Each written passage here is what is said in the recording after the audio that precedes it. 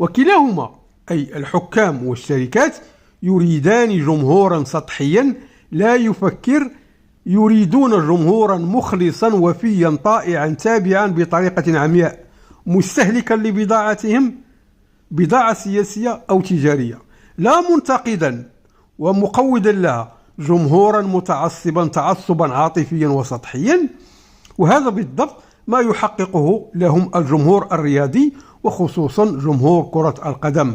كرة القدم صنعت جماهير بخصائص وميولات يعشقها السياسيون والشركات على السواء، ولذلك يسارعون لاستغلالها لصالحهم.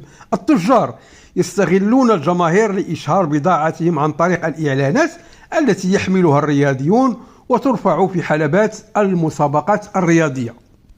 أما الحكام فلهم أساليب متعددة لاستغلال الرياضة عامة وكرة القدم خاصة، لكنها تهدف كلها في الأخير لبيع انتصار الرياضيين على أنه انتصار للحكام ونظام حكمه ومشاريعه السياسية، ويسوق عن طريقها العقيدة التي يحملها. فلذلك تجد الحكام يحرصون على تنظيم الدوريات الرياضية الكبرى على الصعيد الوطني أو الدولي وحضورها واللقاء بالرياضيين المتوافقين أمام عدسات آلات التصوير.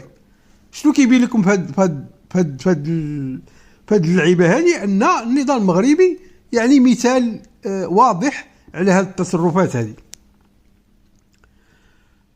الأنظمة الجبرية المستبدة هي المستغل الأكبر للرياضة.